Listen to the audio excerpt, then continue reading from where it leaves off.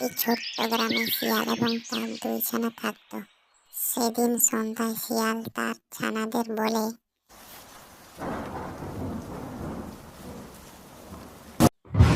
তোরা দুই ভাই চুপচাপ খেয়ে দিয়ে ঘুমিয়ে পড়িস। আমার আজকে ফিরতে রাত হবে। আমাদের জমিটা কাটা লাগবে, না হলে তো জমির পানি ফসলের গোড়া অব্দি যাবে না।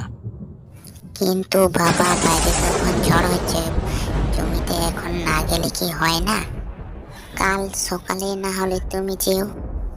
না রে বাবা, বৃষ্টির পানি যদি ফসলের গোড়া অব্দি না যায়, সব ফসল নষ্ট হয়ে যাবে। তাহলে আমরা বিক্রি করে খাবো কি? এতই যখন জরুরি কাজ আছে তাহলে যাও, আর সাবধানে যেও।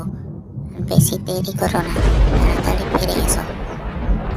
আচ্ছা ঠিক আছে, যত দ্রুত সম্ভব আমি তাড়াতাড়ি ফিরে আসবো। আর তোরা দুই ভাই খেয়ে দিয়ে ঘুমিয়ে পড়িস, আর বেশি দুষ্টুমি করিস না। এই কথা বলে শিয়াল জমির দিকে যেতে লাগলো।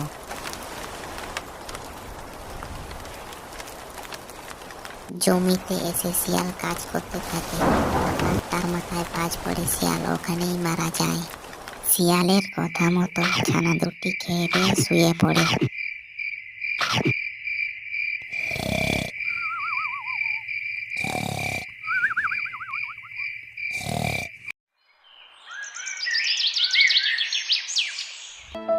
কেন যে তোদের বাবা এত ঝড় বৃষ্টির মধ্যেও বাইরে গেল? আহারে, অকালে মারা গেল মানুষটা। মা মরা ছেলে দুটি বড় একা হয়ে গেল। কি আর বলবো। যাক, তোরা দুই ভাই মিলেমিশে থাকিস,